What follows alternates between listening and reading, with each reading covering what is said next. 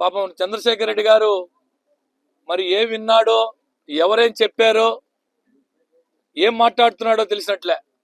అయ్యా చంద్రశేఖర్ రెడ్డి గారు, మీరు గనక వినకపోతే పూర్తిగా మరొకసారి వినండి. నారాయణ సార్ గారు ఏం మాట్లాడాడో, లేదంటే మీకు ఎవరైతే పంపించారో వారిని అడిగి తెలుసుకోండి, లేదా మమ్మల్ని అడిగితే మేము చెప్తాం. నారాయణ సార్ గారు చాలా స్పష్టంగా చెప్పారు. ఏదైతే 2019-24 మధ్య గత ప్రభుత్వంలో అక్రమంగా, అన్యాయంగా, దుర్మార్గంగా తెలుగుదేశం పార్టీ నాయకుల మీద అక్రమ కేసులు బనాయించి రౌడీ షీట్లు ఓపెన్ చేశారు. సహజంగా పోలీసు నియమావళి ప్రకారం ఏదైతే రౌడీ షీట్లు గత అనేక సంవత్సరాలుగా ఉన్నాయో వాటిని ప్రతి సంవత్సరం డిసెంబర్ నెలలో స్క్రూటినీ చేసి ఏదైతే ఆ రౌడీ షీట్ తొలగించేదానికి అవకాశం ఉందో వాటన్నింటినీ తొలగించడం జరుగుతుంది. అది దృష్టిలో పెట్టుకొని నారాయణ సార్ చాలా స్పష్టంగా,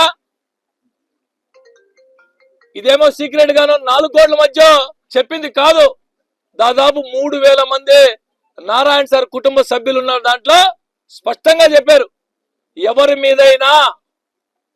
ఎవరి మీదైనా గత ప్రభుత్వంలో అక్రమంగా, అన్యాయంగా, దుర్మార్గంగా కేసులు పెట్టి రౌడీ షీట్లు పెట్టి ఉంటే నా దృష్టికి తీసుకురండి.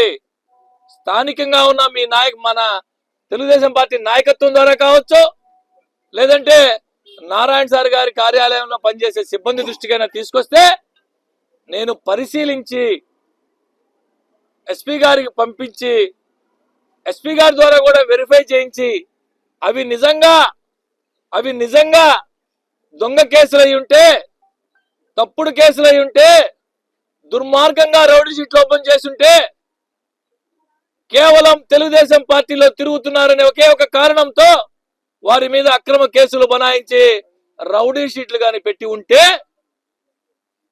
నేను ఎస్పీ గారితో మాట్లాడి అర్హులైన ప్రతి ఒక్కరికి కూడా న్యాయం చేస్తానని చెప్పారు. ఇందులో తప్పే ఉందని నేను అడుగుతున్నా. తప్పే ఉంది అని అడుగుతున్నా. పాపం తెలిసినట్లే చంద్రశేఖర్ రెడ్డి గారికి. అయ్యా చంద్రశేఖర్ రెడ్డి గారు, తెలియకపోతే తెలుసుకోండి.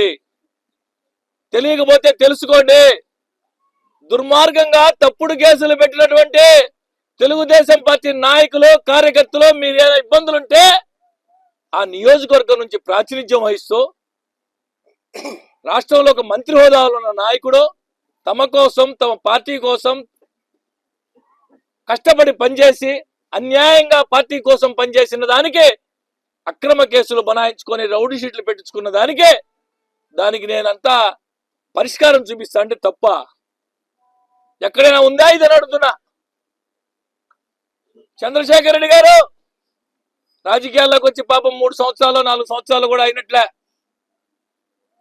పార్టీ కోసం పనిచేసిన కార్యకర్తల్ని, వ్యక్తి గెలుపు కోసం పనిచేసిన కార్యకర్తల కోసం, నాయకుల కోసం ఎంత దాకైనా పోయి పనిచేసేదే నాయకుడు యొక్క లక్షణం. తమ కోసం పనిచేసిన కార్యకర్తలు, నాయకుల కష్ట సుఖాలు తెలుసుకొని, అడిగి మరీ తెలుసుకొని వారి కష్ట సుఖాలు తీర్చేదే మా నారాయణ సార్ నైజం అని చెప్పి ఈ సందర్భంగా చంద్రశేఖర్ రెడ్డి గారికి తెలియజేస్తున్నా. ఇకపోతే ఏదేదో మాట్లాడారు, స్మార్ట్ షీట్ గురించి కూడా మాట్లాడారు. ఏ వ్యాపారాలైనా సరే కొత్తగా వ్యాపారాలు ప్రారంభించినప్పుడు పూర్తి స్థాయిలో ఆ వ్యాపారాలు కొనసాగేదానికి కొంత సమయం పడుతుంది. పాపం చంద్రశేఖర్ రెడ్డి గారు కూడా ఒక వ్యాపార సంస్థ స్థాపించాడు, కృష్ణ చైతన్య విద్యా సంస్థలు. కాలేజీ పెట్టిన రోజే నీ కాడ ఇంతమంది స్టూడెంట్స్ లేరు సార్, కాలేజీ స్టార్టింగ్ రోజే మీ కాడ ఇంతమంది విద్యార్థులు లేరు, దేనికైనా కొంత సమయం పడుతుంది. 120 మంది ఎవరైతే అక్కడ షాపులు పెట్టుకున్నారో 120 మంది పొదుపు మహిళలకి నారాయణ సార్ వ్యక్తిగతంగా తన కుటుంబ సంపాదన నుంచే ఏ నాయకుడు చేయని విధంగా 120 మందికి ఒక్కొక్కరికి ₹1,00,000 సొంత డబ్బులు ఇచ్చాడు నారాయణ సార్. ఏదన్నా విమర్శ చేసేటప్పుడు సూచన చేసేటప్పుడు ప్రతిపక్ష పార్టీ నాయకుడు హోదాలో ఉండి సద్విమర్శ చేయండి, మంచి సూచనలు ఇవ్వండి, నగర అభివృద్ధికి దోహదపడండి. రండి, మీకు తెలిసేదో ఉంటే నారాయణ సార్ దగ్గరికి వచ్చాయి, సార్ ఈ చేస్తే బాగుంటాయని చెప్పండి, ఈ చేస్తే నగరం మరింతగా అభివృద్ధి పదంలో ముందుకు పోతుందని చెప్పండి. అంతేగాని ఈ విధంగా మాట్లాడడం మంచి పద్ధతి కాదు అని చెప్పి చంద్రశేఖర్ రెడ్డి గారికి హితవు పలుకుతాం.